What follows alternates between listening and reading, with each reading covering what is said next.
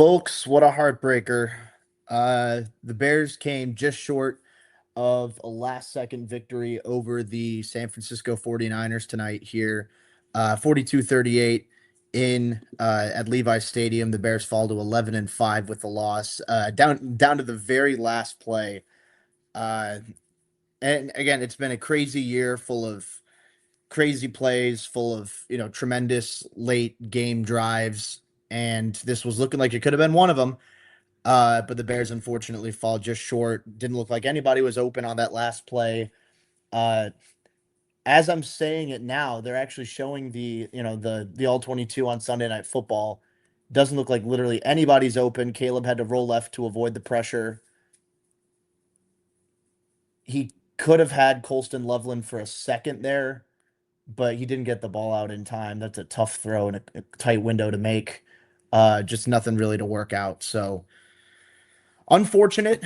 Still a lot of good to take away from this game, especially on the offensive side of the ball. I mean, Caleb Williams finished the game 330 passing yards, 2 touchdowns to no interceptions, didn't get sacked a single time. And he also finished the game with a 100.3 passer rating. The run game looked good. Luther Burden was tremendous. Colston Loveland had a very good game. A lot to talk about. We're going to break it down here. Welcome, everybody, to Wrap It Up. My name is Jacob Infante. This is the official post-game show of the Second City Gridiron, so make sure to check us out on Facebook and YouTube. Like and subscribe if you haven't already. If you're checking me out here on my Twitter as well, welcome. Make sure to follow me at Jacob Infante 24 if you haven't already. What we like to do here on the show, for those of you who haven't tuned in or tuned in for a while, is I have the live stream, the comments going. I'm going to answer as many of your comments and questions as possible over the course of the next hour. We're going to talk about the Bears' most recent game, even though this one isn't going to be as upbeat and optimistic as, say one of their wins. It's still a lot of positive to take away from this game. So, as Michael Berry, we're just going to start off. I'm going to bring in some of the comments here. Michael Berry Sr. mentions in the Twitter chat, this loss is on the defense. And I mean, to be fair, I agree. I think that, anytime that you give up 42 points, that's an indictment on the defense itself. Purdy ended the game. He had that pick six on the very first play. But after that, he had 303 passing yards, 3 touchdowns, didn't have any more picks the rest of the game. There was the CJ Gardner-Johnson pick that got called back. I think it was a bogus call. You could debate however you want about, hands to the face. Technically it was, but it's like, did that really affect anything? I don't know. Christian McCaffrey ran for 140 yards and a touchdown. He also had 4 catches, 41 yards. He just absolutely decimated this Bears defense from start to finish. Ricky Pearsall, 85 receiving yards. Jake Tonjes, 60 yards on 7 catches and a touchdown as well. So a lot of it, yes, does come down to the defense. And Brock Purdy was only sacked one time. Austin Booker was able to generate some pressure, but really not much in terms of consistent disruption. Purdy had a lot of time in the pocket, and whenever he did have to move around, Purdy, I think he's a lot better improvising than people give him credit for. He's smart, he's creative, he's not a bad athlete. And we saw it even when there are times that the Bears were able to cover well.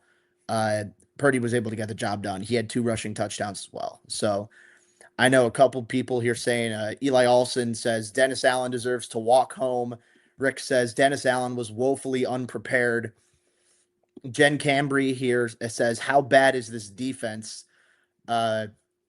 It's definitely definitely an echoed sentiment early on here in the comments. And by the way, thank you for everyone who's tuning in live. We're at over 3,000 with we're not even 5 minutes into the show. So this is nuts. I appreciate all of you for being willing to chat here with me and to have me answer your questions. If you want to be able to have your voice heard, this is the place to be. So appreciate you guys. I think I've had like full game streams that have gotten fewer views than what we're at right now, and that's 4 minutes in. So I appreciate every single one of you guys.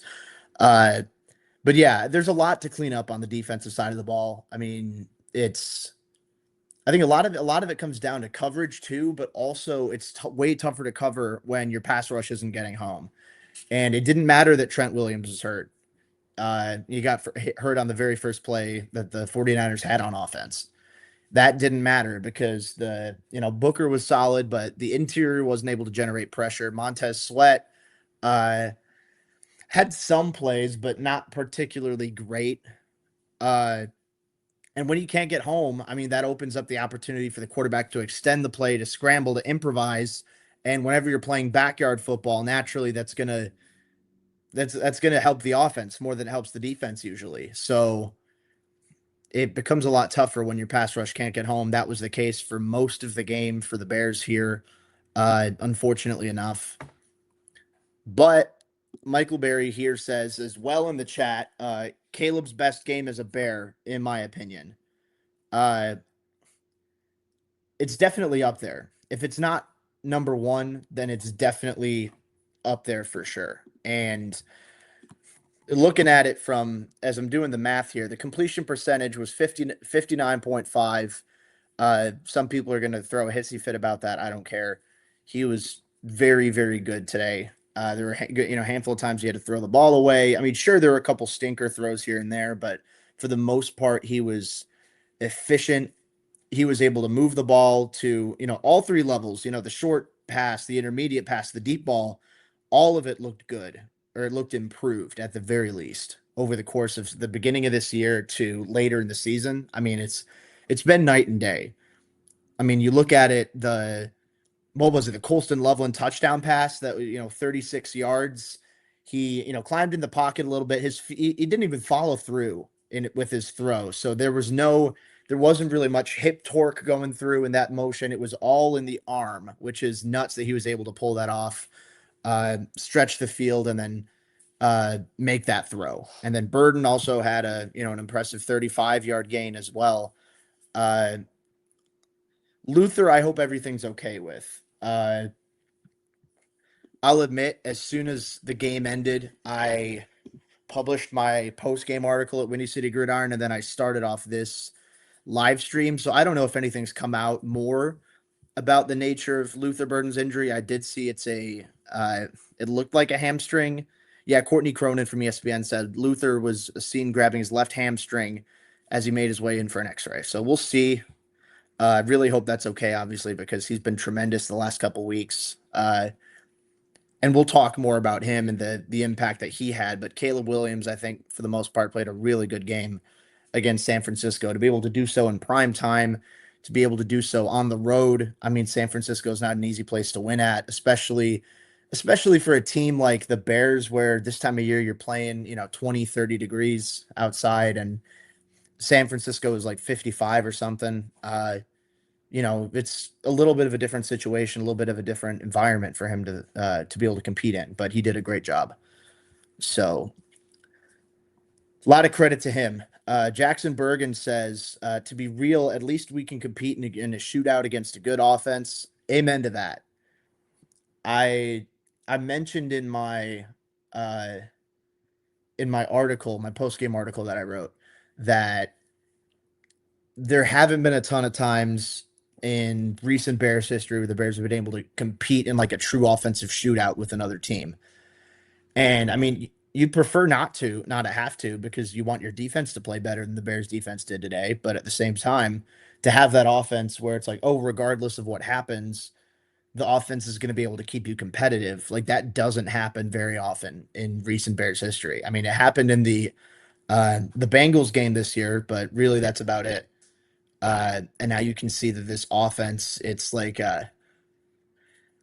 one of my good Twitter pals, Start Kyle Orton, said something along the lines of the Bears showed up to an offensive shootout, and this time they finally brought a gun. I thought that was pretty good. It's true though; it literally is. Like you don't see a Chicago Bears passing attack with the ability to consistently pick up those big plays in chunks, and the Bears were able to do that today. Weren't able to do so on the final play of the game. That's, neither here nor there. I don't know for sure. I'm excited to see what the full all 22 shows out. Uh, as far as, what like the pass concept for that play and stuff like that, how the routes combined with each other. What went wrong? really, because it seemed like the 49ers were really well prepared for it. So Gary Mills, though, mentions in the chat, uh, Caleb in the defense lost this fucking game. I don't care about his passing yards. It's his missed passes that lost this shit. I, Gary, dude, I strongly disagree with that. The defense was shit. I'm with you 100%. But the offense, you can't blame a game where Caleb I mean, you say you don't care about his passing yards, but 330 is nothing to scoff at. Two touchdowns, no picks is nothing to scoff at. The ability to, like I said, to hit passes at all three levels of the field and to show impressive touch and poise while doing so. How many missed passes did Caleb have? I mean, the Loveland one was bad earlier in the game. I can maybe think of one or two after that that were egregious. That's still a pretty high percentage of hit passes and then throwaways that were factored into the mix as well. You can't put that on Caleb. I mean, there are a lot of things you can point to. Oh, the Bears should have been better at this. I don't think Caleb comes up in that discussion at all. That's just me. But uh, all right. So the blue cap emoji says here in the chat, I can't see your username. I know who you are, but I don't remember exactly what it is off the top of my head. But either way, it says Chris Collinsworth just tried to say the Loveland throw would have been easy. LMFAO. Uh, Look, as somebody who's gotten rightfully flamed for saying that Caleb missed a target, I don't know if you guys remember that one DJ Moore tweet I had where it's like, oh, Moore was open underneath. That Loveland throw wouldn't have been easy. It would not have been easy. Could it have been possible? Absolutely. But it's not an easy throw to make. Caleb's made difficult throws. I mean, sure, you can do that, but that's a really tight window that was collapsing as it was happening. Caleb was rolling out at like around that time. That's around that split second that he would have needed to get the ball off. Very little time to react to see the open man. Again, is it possible? Yes. Is it easy? Like Collinsworth was saying, no. Uh, Kind of annoyed with Collinsworth. I mean, I get nostalgic over the voice because like he's been like for most of the time that I've been watching football, he's been the Sunday night guy. I mean, I got to see Madden for a few years, but it was mostly Collinsworth. And it's, like a comfortable thing to see his voice, but it's frustrating as a Bears fan to hear him. Uh, I feel like maybe this is my bias coming into play, but I feel like he's ultra critical of Caleb Williams and the Bears, and he's slurping up Brock Purdy. Uh, and I feel like there have been other times where he's kind of slurped up the Bears opponents. Whatever. Maybe that's just the fanboy in me. I have no idea, but it comes off that way for sure. Jay Cutlet says, how concerned are you about next week? Rams versus Packers is a big difference. Uh, I mean, I can't rule out the Lions. There's too much talent there, and they smoked us at the beginning of the year. And yeah, I'm saying us. If you gotta, I don't play for the team, but I don't know. I don't play for that. Oh, well, you're not on the team. Don't say we. It's bullshit. I don't really care. I think even though they beat us early in the year, this isn't the same Bears team that existed in week two. This isn't the same Lions team that existed in week two. Not by any stretch of the imagination. And I think, the fact that it's at Soldier Field should be helpful. And I don't know. I think the Eagles, I'm trying to even think, who do the Eagles play next week? I'm checking on ESPN right now. So the Eagles play the commies. So I mean they'll probably going to win that game, but I'd still favor the Bears a good amount over the Lions. There's a little bit of concern, but I do agree playing the Packers with, the way that they've been playing in recent weeks against the Rams, uh, or it could still be the 49ers too. Again, I mean, that would be at Soldier Field, so maybe there's a little bit of a swing there. But still, I'd rather play the Packers in the playoffs than the Rams or the 49ers. None of those are, lock winnable games for sure, but I trust the Bears' ability to beat the Packers more than I do the Rams or the 49ers. So I wouldn't say I'm concerned. I'm a little bit nervous. I'm a little bit eager to see exactly how that's going to play out, but I wouldn't say I'm like concerned or panicked or anything. Michael Berry mentions in the chat here, Dennis Allen not blitzing and giving Purdy all day. I mean, I think I've said before, and I'll say it again, that Dennis Allen with this current defense is really only able to generate pressure when he schemes it with blitzes. Uh, that said, an offense like the 49ers, a quarterback like Brock Purdy, a an offensive play caller like Kyle Shanahan is going to be able to dissect the blitz, and they're going to be able to figure out, all right, we have a safety valve here in case they rush five, in case they rush six. This is going to be the check down option, and they're going to be able to account properly for guys in, blocking ahead in space as lead blockers, and they're going to do a good job because it's the 49ers and it's a well coached team. Uh, would I have loved a little bit more blitz? Yeah, sure. But I think with a quarterback like Purdy, it's not going to be the same thing as, oh, it's a newer quarterback. Uh, someone like a rookie or a second year guy who hasn't seen as many NFL blitz looks like that.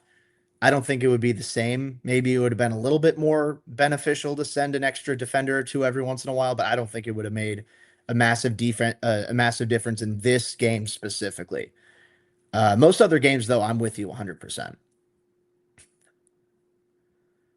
Dan in the chat says, Jacob, we need a defensive line. I'm with you. I'm to that same point I was saying, the lack of a four-man rush is criminal, and they're paying way too much money and have used way too much capital in the draft to be getting such a lack of pressure and such a lack of consistent sack production out of their defensive line. I mean, they have good blitzing defenders with linebackers and DBs, but the actual defenders aren't getting the job done. And I don't know what it's going to be this offseason. I mean, they're going to have to get creative. I mean, DJ Moore, at least coming off of this game, he had what, one catch? He's, I mean, I know he was tremendous in the, in securing the win over the Packers, but this game, not necessarily his best at all. Uh, Makes you think if you can find a trade partner for him, if you push it to June 1st, you can save like over $20 million in cap space. That'd be enough. And then like one restructure that could be enough to get Trey Hendrickson in free agency. Or if you want to go down a different route, you could trade draft pick for say like a Jeffrey Simmons, and then there's the blockbuster, pie in the sky. Oh, what if Max Crosby's available? What if Myles Garrett's available? I don't think Garrett's going to be available. I'd say maybe on Crosby. I don't know, but they need to do something. And even if they do if they hold on to those first and second round picks this year and next year, they got to use it on defense. I think there are going to be some instances maybe they'll get a really good value at offensive line or something like that, or there's God forbid Jeremiah Love falls into the late 20s. And at that point, it's like, all right, well, the value's there. You have to go there. But purely off a need. And I think with the value of the 2026 draft, for those of you who haven't dug super deep into it yet, the defensive line class in the 2026 draft is really good. As I'm pulling up right now, I'll check in the top 64 of my big board right now. I have six defensive tackles and 11 edge rushers. So that's 17 players in the first two rounds that I have grades on in the first two rounds. Well, not grades, but I have going in the first 64 spots on my board. So you're going to have options. You're going to have options no matter what, whether it's the draft, whether it's, a free agency, maybe a little less so, but you could go for a trade as well. I expect them to be aggressive. They don't have as many resources this offseason as they did last year, obviously, because, they spent so much, but you can get creative. I mean, people say the cap is a myth. It's true. It's true to an extent. It's false to an extent, but I mean, the point is you can maneuver a lot, and there's a lot more flexibility than I think people realize. So that needs to be their top priorities, fixing the defensive line. Aiden Brayboy says in the chat here, what do you think of the clock management on the last drive? I thought it was fine.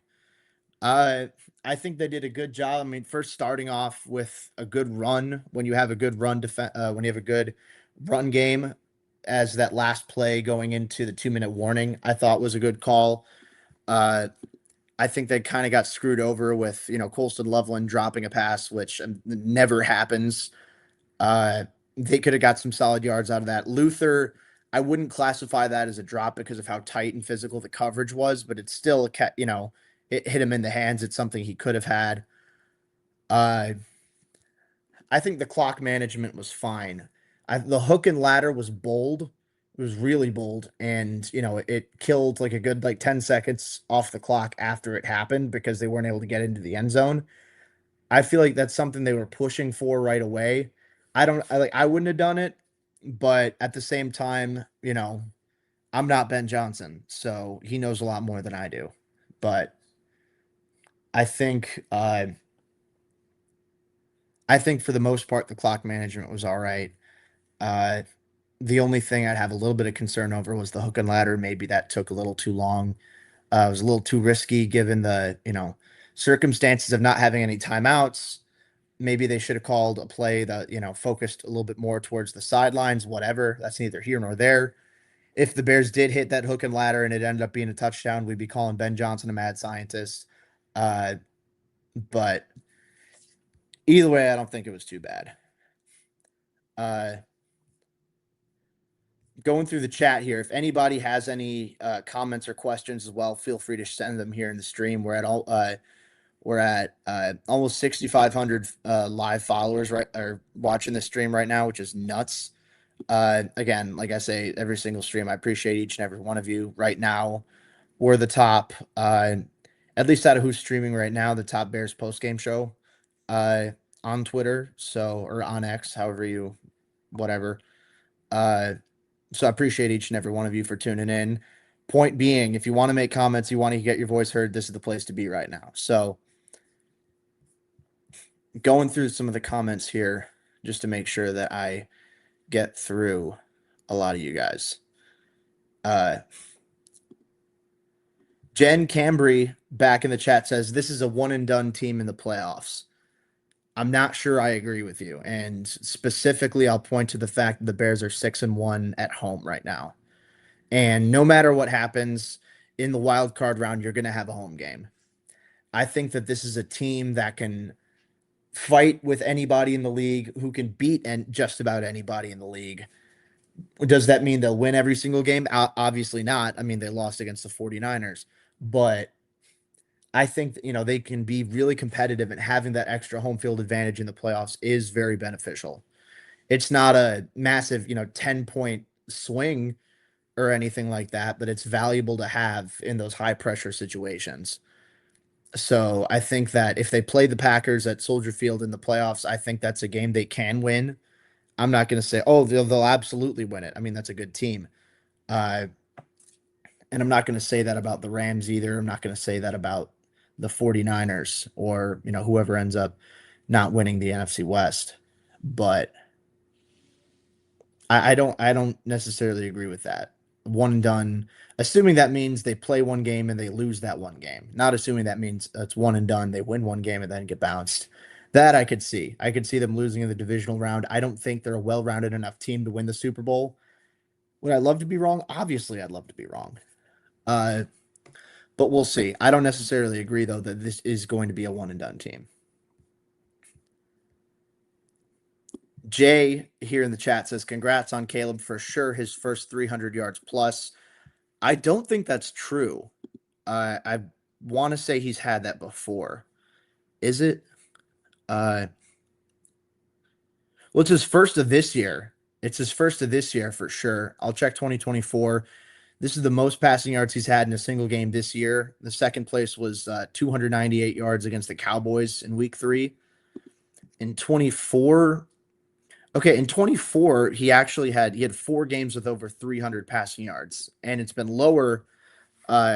This was his first game of over 300 passing yards this year, which is a little surprising considering how much more efficient, and considering the fact he's averaging like 20, 30 more passing yards per game in uh in 2025 compared to last year. But yes, this was surprisingly his first game over 300 passing yards this season. He's now third place in the Bears single season records for passing yards. He's trailing Eric Kramer in 98 and then Jay Cutler in 2014.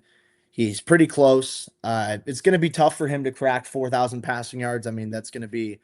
Uh, I had the math up for a second. That's 270 passing yards. It's doable for sure. Uh, I just don't know exactly if he's going to be able to get that done. We'll see. But either way, it's looking like he could get that single season passing record. Uh, yeah, and as Michael Berry says in the chat here, he would need 270 passing yards is how many he needs. So that answers your question, Michael. Logan King saying, "Yep, I can't really be mad about it. Bears in previous years don't even make these games competitive." And I think I mentioned this when I did my surprise live stream after the Bears clinched the playoffs after the Packers lost to the Ravens. But I said there are four stages of a rebuild. The first one is you get your shit kicked in pretty regularly. The second stage is you're competitive in a lot of games, but you lose a lot of those games. Third stage is you win a lot of those games and you're close, and then the fourth stage is you start to dominate a lot more. And I think the Bears are in that third stage now. They've been in that second stage for God, probably 2 years of that Eberflus run. Uh, and they just weren't able to, propel themselves and elevate out of it. Uh, but yeah, I think that previous years, this doesn't happen. This isn't a game. The 49ers would absolutely blow them out.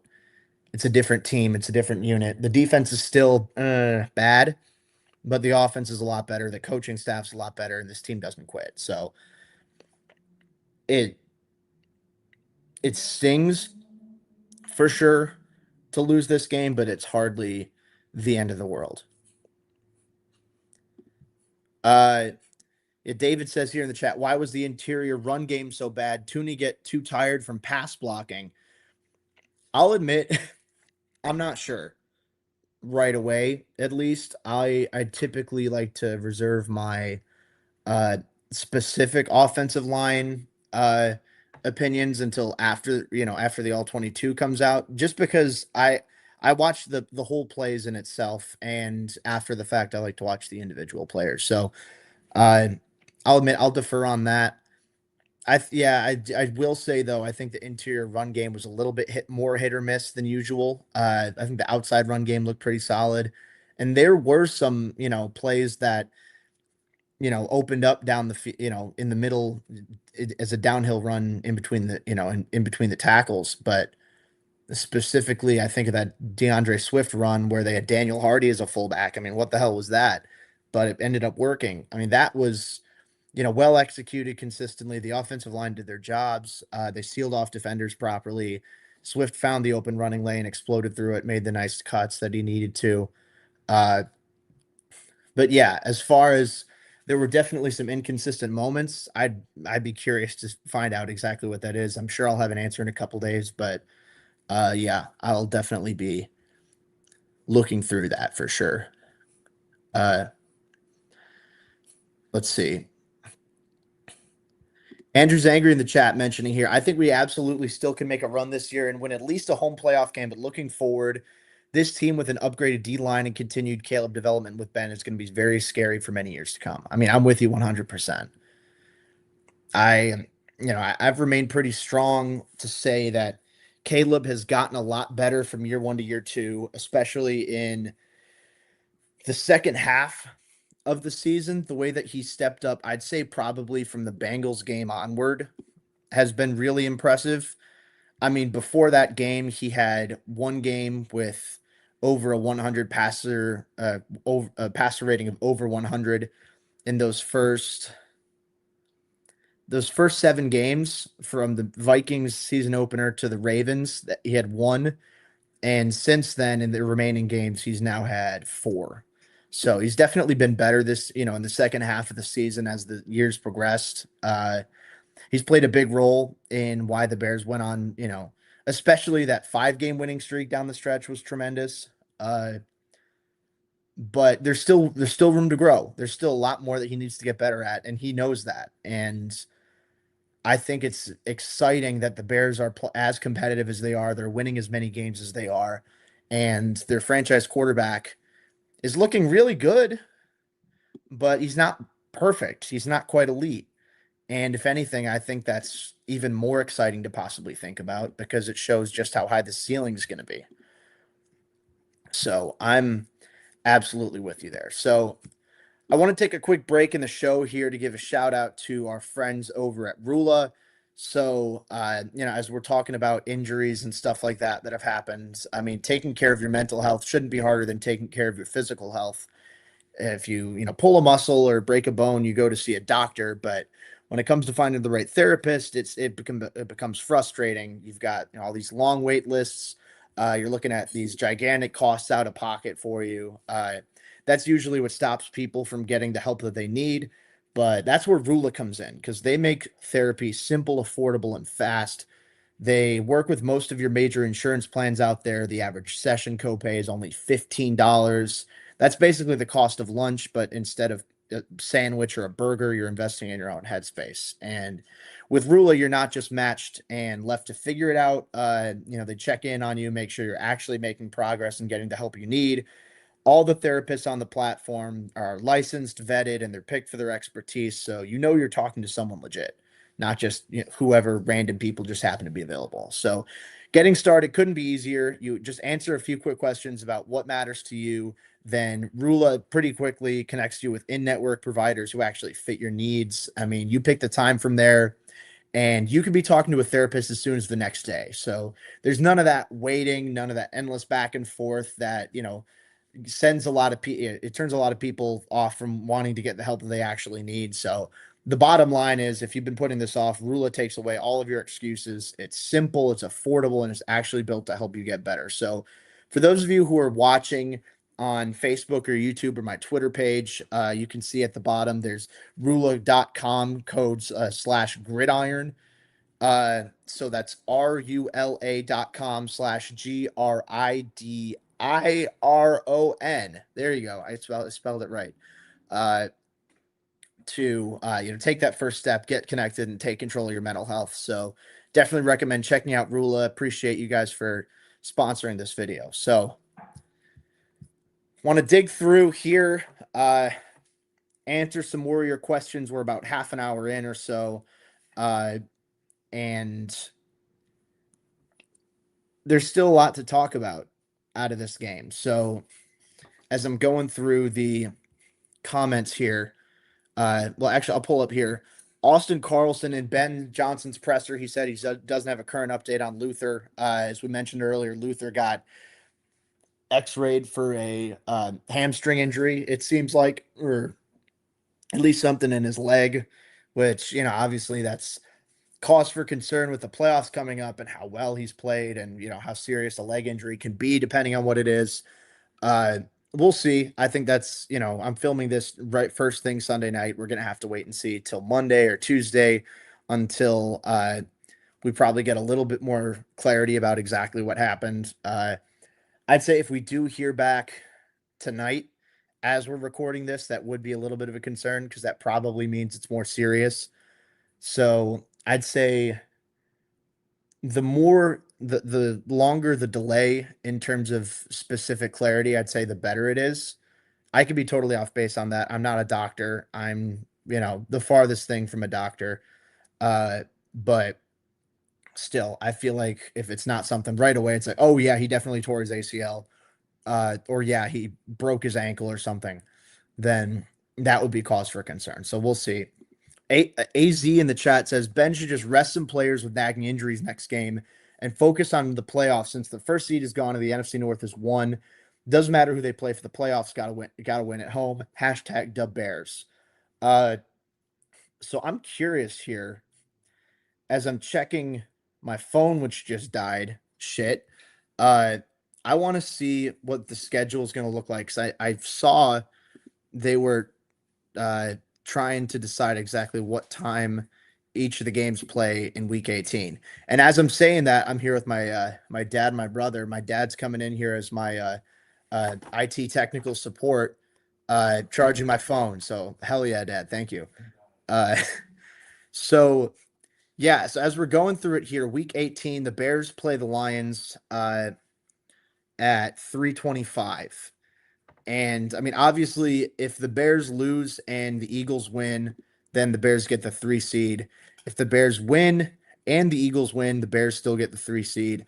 Uh, but the only problem is the Eagles also play at 325. So unless somehow that Eagles game ends a little bit before the Bears then, and the Bears are in a position looking like they're going to lose, the Eagles are looking like they're in a position where they're going to win, then maybe I'd start to pull some players, but that wouldn't happen until the fourth quarter. I still think that you have a lot to play for. And like I said earlier, I'd much rather play the Packers in the current state that they're at right now uh, than go up against the Rams, the 49ers, or the Seahawks, whoever that ends up being at 5 or 6. It's going to be one of those three teams you'd face. So for the sake of this argument, I don't necessarily agree. I think maybe down the stretch, sure, if they find out, if they, figure out what the score is and be like, all right, we're in no man's land, we're screwed, we can't figure out what's going to go on. Uh, then yeah, maybe you start to pull some guys, but I don't think that early on in the game. I still think you have a lot to play for, and the easier of a path you can make, the better. And I mean, another thing to think about too is if you're the 2 seed, you're guaranteed at least 2 home playoff games. If you're the 3, you're only guaranteed 1. And I think that the more you play, the more opportunities you get at Soldier Field, the better.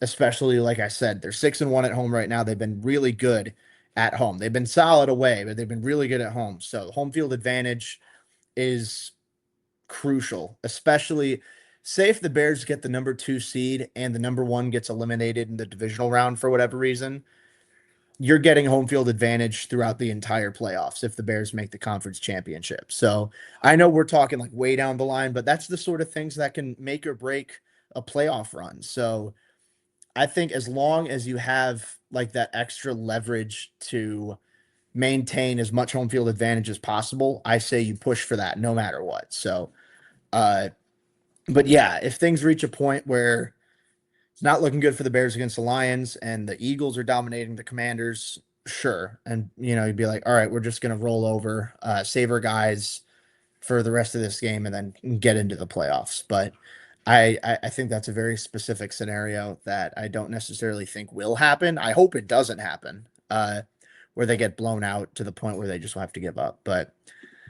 Andrew Zangri also says, as great as Nashawn has been for us turnover wise, his coverage hasn't been great. D-line getting no pressure doesn't help, but he isn't going to like the tape from tonight. I mean, and I'm with you. I think that it's it can be frustrating to watch Nashawn because he's such a talented playmaker in coverage. He's got incredible ball skills. He's got long arms. He's tall.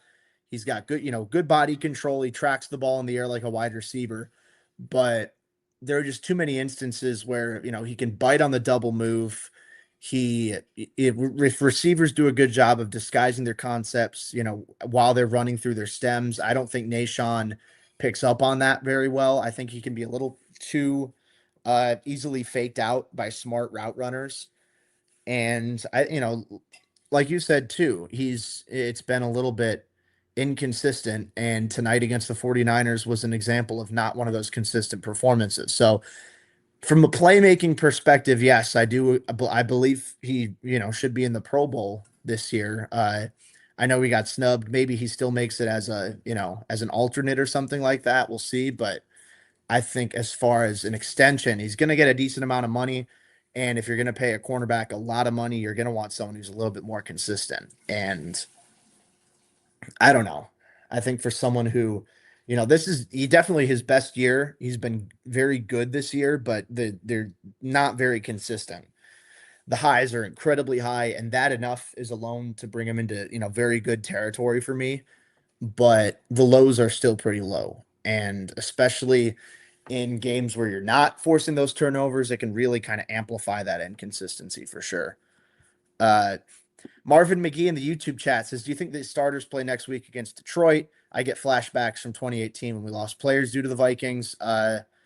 Yeah, so I know I kind of, touched on that in an earlier question. This comment came in before I answered the other one, but I think the starters play. There's a chance that things get to a point where maybe they pull people, or maybe if the Bears are blowing out the Lions, then they can pull, their starters. If they're up by like 3 scores or more in the fourth quarter or whatever the case might be, then yeah, I can maybe see, they go to Bajan or something like that, or they give Roshan Johnson more carries. I could see that. But I still think you're going to see a decent amount of the starters. You're still going to see a decent amount of Caleb, uh, of whichever receivers happen to be healthy at that time. Lord knows who that's going to be at this point. Uh, and then the running backs as well. Chi-Town Beast. Bears made Brock Purdy look like God. Couldn't get that white boy on the ground. What a joke. I mean, Brock Purdy was really damn good. Part of that comes down to the Bears coverage was just shit, but at the same time, uh, that white boy, he got some swag to him. He's like I said like earlier in the show, he's got underrated improbability. He's not a Lamar Jackson type of athlete, but he's still pretty quick. He's creative and he's smart. Uh, and the Bears defense, I don't think is as smart in their assignments as Brock Purdy is in his. He's able to use that to his ability or to his advantage and just go nuts. Uh, Purdy Purdy's a damn good quarterback, but the Bears made him look elite, which sucks coming out of it. Absolutely. Uh, Jason Tamra says as well, if this wasn't said yet, Luther did interview after the game. Most likely nothing serious regarding injuries. I'd be curious to see how that turns out, actually, because I feel like it's the same too. If he interviewed after the game, I wouldn't expect that's like a torn ACL or broken anything. Just because historically, when guys get hurt like that, I don't see much in the way of, oh, these guys are having press conferences the day of. Like a Micah Parsons or something. I don't think he had a press conference after he tore his ACL. Mahomes, I don't think he had a press conference right out of the gate after he tore his ACL. I could be wrong. I don't track those teams as much as I do the Bears, but I feel like that's pretty par for the course. Where if it's a major injury, you're not interviewing. They don't trot you out to interview with the media right out of the gate. So I'm with you. I hope that it's nothing serious. I mean, if he misses that last game, then so be it. If it's 50-50, I'd err on the side of caution because, like I said, you already have you've clinched the NFC North, you've clinched the playoffs already, so you're going to be playing. You're going to have home field advantage in that first round. If it's a true toss up, I'd lean towards sit him. Uh, if the starters are healthy, play the starters absolutely. But in a case like that, I mean, we just have to wait and see exactly what the injury is going to be.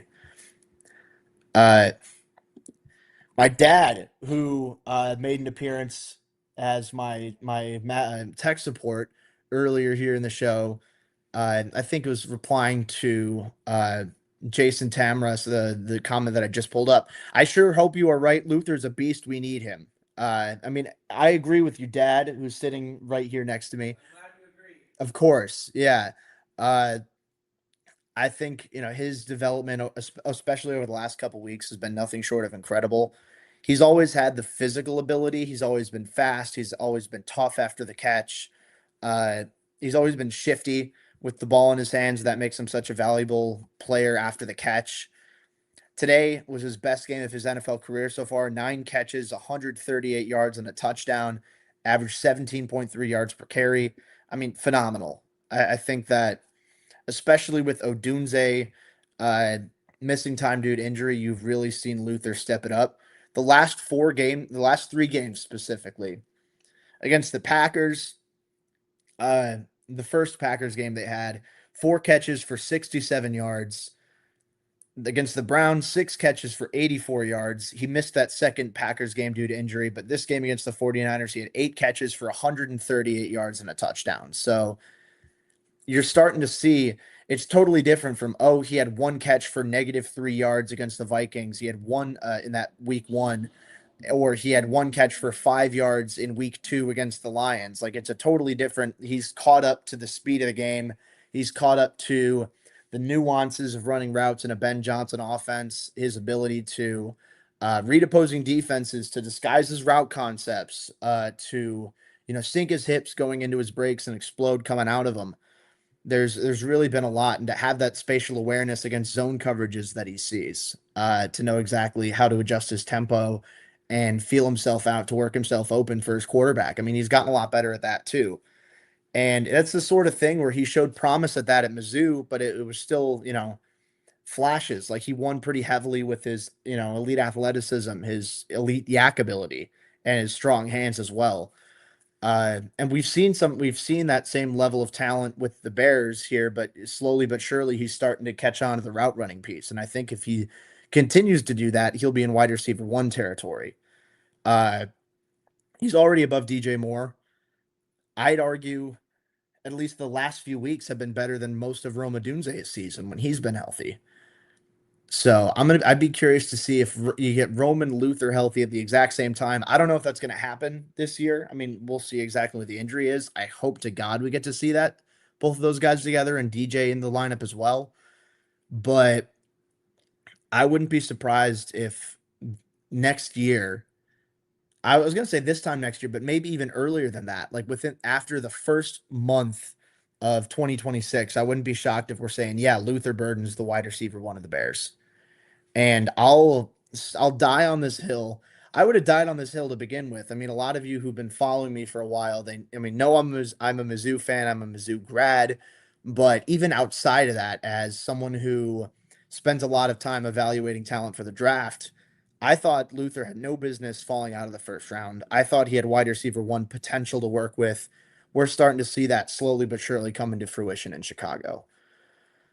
Uh, Augustin Aceves says, I hope I'm pronouncing that right. I apologize if I'm not. Zach Pearson tweeted that Caleb said there was an alignment issue on that last play and there wasn't enough time to correct it. That's a bummer.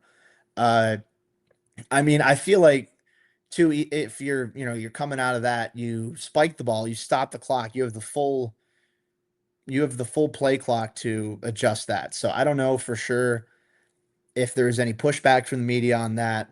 I don't know exactly who he said the alignment issue was on, so I can only speculate. I can't comment definitively one way or the other, but that sucks.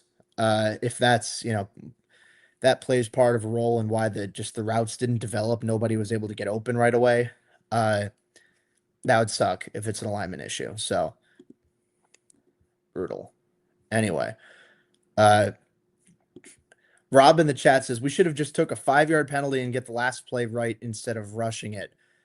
I don't know about that. I don't know if I would have done that.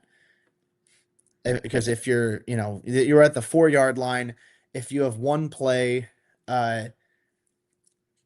4 yards and 9 yards, it doesn't sound like a lot of distance, but especially when you have to get into the end zone no matter what. I don't know if I would have done that. I mean, I get where you're coming from to where you don't want to rush that last play. You don't want to panic necessarily with the game on the line, but I wouldn't have taken the penalty. I would have taken advantage of the gain that you had on the hook and ladder. I wouldn't want to negate it, and then because you're basically just ending up in the exact same place you would have been before. You just wind a lot of the clock down. So I think if you make that, pick up those extra yards, might as well just accept it instead of trying to push for, oh well, we need to get this play right. I get where you're coming from, but I'm not so sure I agree necessarily.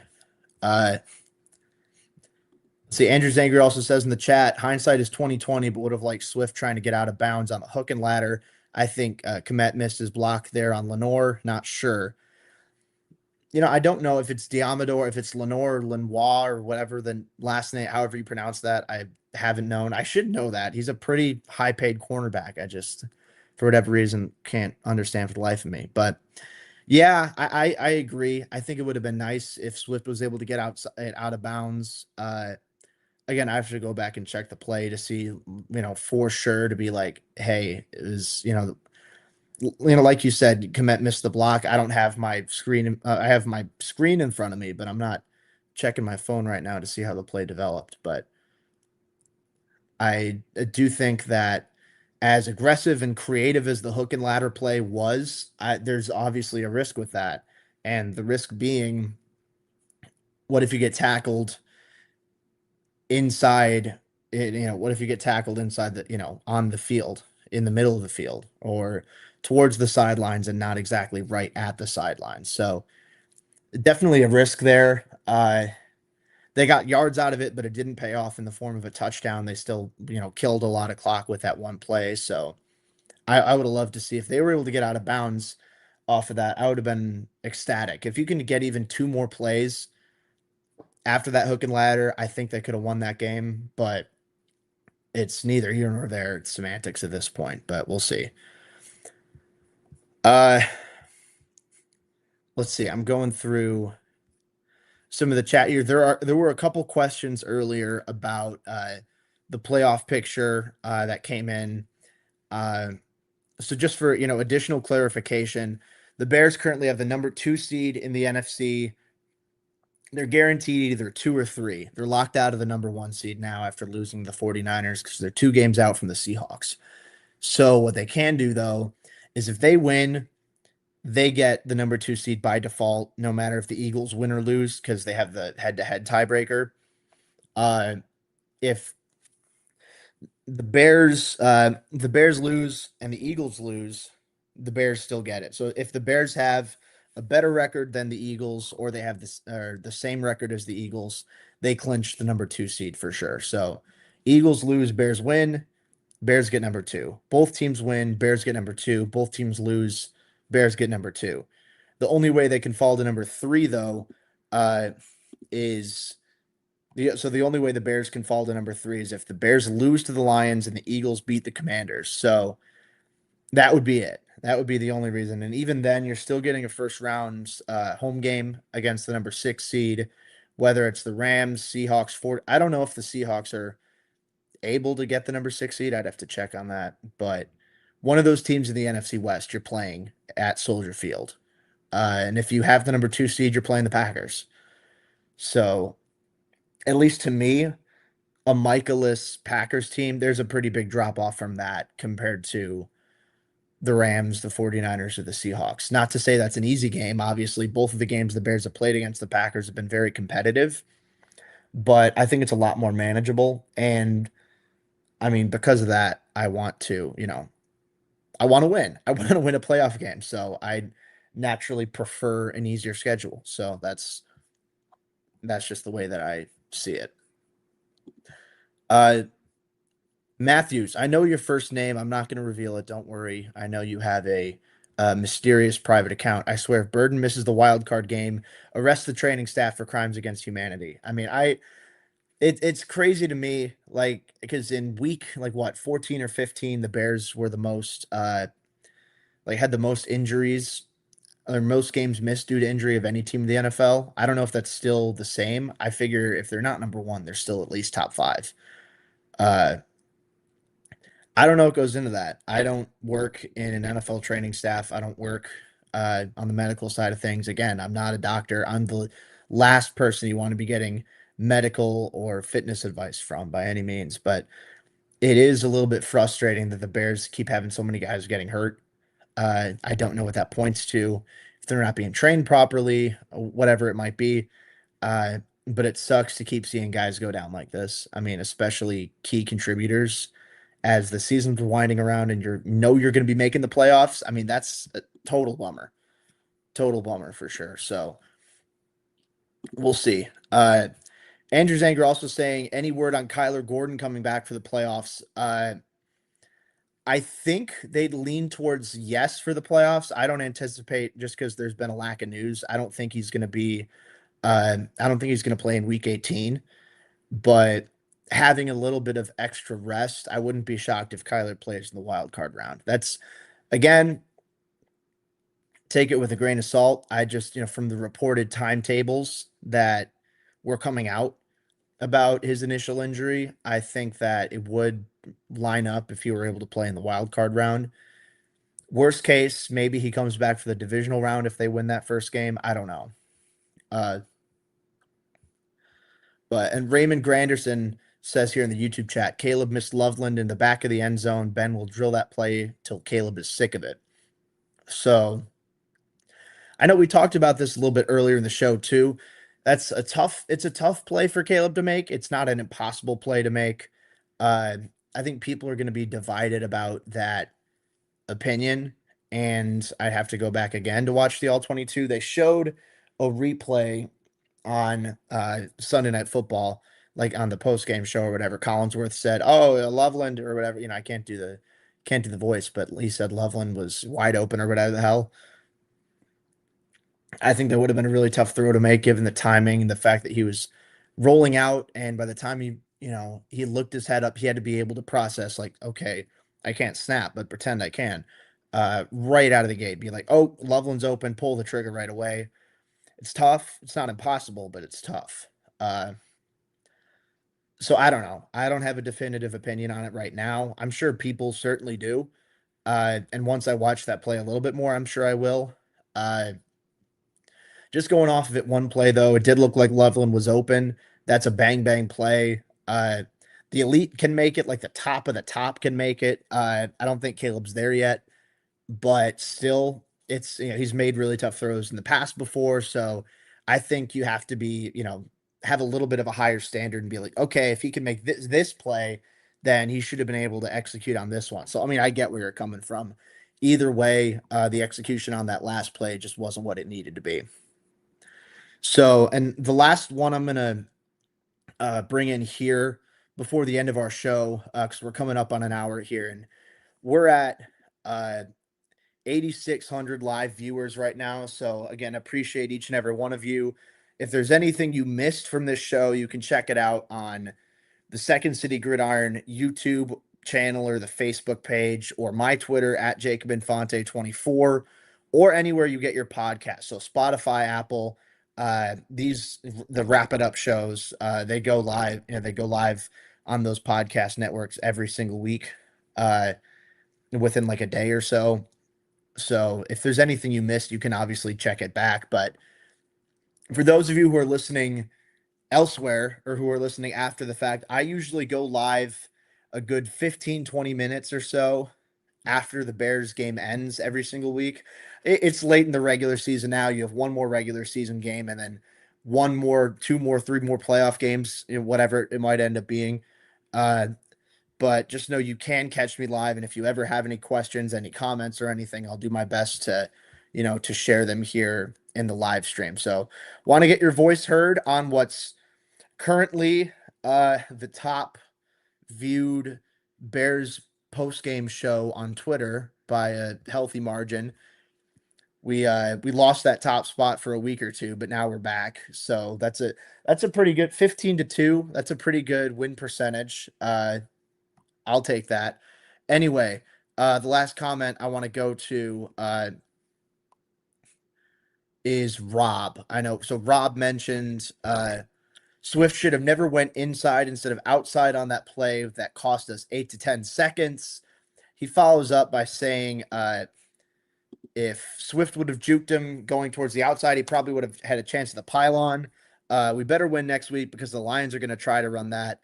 And then finally says at the end here, Caleb missed a wide open number 12, Devin Duvernay, coming across the field wide open on our last drive that would have scored, and we'd be celebrating right now. But he threw it short to the ground, if y'all can remember that play. Let's see. I do remember that play. That was another tough one where it's like, oh, I think he was on the move or something, but it's still Duvernay was open. Uh, if he was able to hit that throw, even with the heightened level of difficulty, again, with Caleb Williams and that, the arm talent, how talented he is, with the creativity, with the touch down the field, uh, you need to have naturally a higher standard than just some typical game manager at quarterback or just, some typical toolsy guy who can't necessarily hit those throws with consistency that Caleb can do at a higher level. Uh, but he did throw it short to the ground. It was Duvernay there. I couldn't have told you that it was Duvernay who was open on that play. So kudos to you, Rob, for being able to remember that. But there was an opportunity and there was plenty of space out in front. This isn't me saying that isn't dogging on Caleb Williams by any stretch of the imagination. I thought he had a very good game today. Perfect, no. Bad, not at all. Average, not at all. It was a very good game from him. Left maybe, 3-4 plays out on the field, but when you're throwing the ball 30 something times and you're ending up with 330 passing yards, 2 touchdowns, no picks, and your offense scores 38 points, it feels like nitpicking to say too much more beyond he did a good job. Uh, I hope that for those of you who are watching still, I hope that you understand that whenever I criticize Caleb or I say like, hey, he could have done this better. It's not me saying, oh, Caleb sucks or oh, they need to trade him or they need to cut him or whatever the fuck. I don't know. Because I think a lot of times on social media or a lot of times in like this media pseudo sphere, whatever the hell I'm in, people tend to jump to conclusions and say, "Oh, you said something bad about the quarterback. That means you think he sucks and you need to trade him right away." Or, "Oh, you said something great about Caleb. That means you think he's an MVP and that he's, the face of the NFL." Neither of those are necessarily the case. He's a talented quarterback who's made significant strides this season, especially in the second half of the year. Uh, he's getting more and more comfortable in Ben Johnson's offense by the week, and he still has a decent amount of work to do. So I don't look at that as he isn't developing because he most certainly is. But I look at that more as a growth opportunity to say if the Bears are 11-5 with Caleb playing like this, where there are still a few plays where it's like, oh, I should have had that one, then just imagine how good they could be down the stretch. So I forgot to put on the Jacob Infante's happy ending banner. There it is for those of you listening live. Awesome. Sorry I didn't give you the warning before my happy ending. I was just nervous. But that's going to do it for this show. I made it over an hour. I appreciate each and every one of you who have tuned in live over the course of that hour. I mean, obviously, it's a bummer for the Bears to lose like that to the 49ers, but 42-38, it was a hell of a game. It was a hell of a watch. Another stressful Bears game that came down to the very end. Unfortunately, this time it didn't go our way, but nothing to be ashamed of, nothing to be pissed off about, nothing to be mad at. A lot of room to grow, but at the same time, there's a lot of indication that there's already been a lot of growth. So the ceiling is incredibly high. The Bears are making the playoffs regardless. Let's try and, hope that they lock down that number 2 seed next week against the Lions.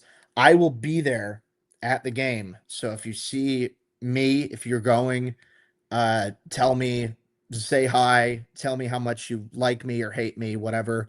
I'll say whatever. If I'm sober, then I'll have a coherent conversation with you. If not, please ignore me.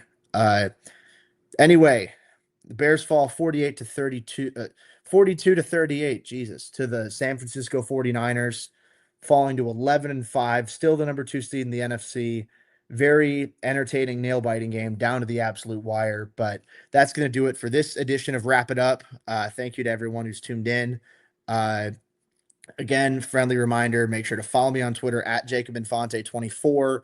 Add the Second City Gridiron pages on the channel on YouTube, the Facebook page, and then wherever you get your podcast, check out Second City Gridiron and get all your content there. So appreciate you guys for tuning in. Thank you for another fun edition of Wrap It Up. I've been Jacob Infante. Bear down.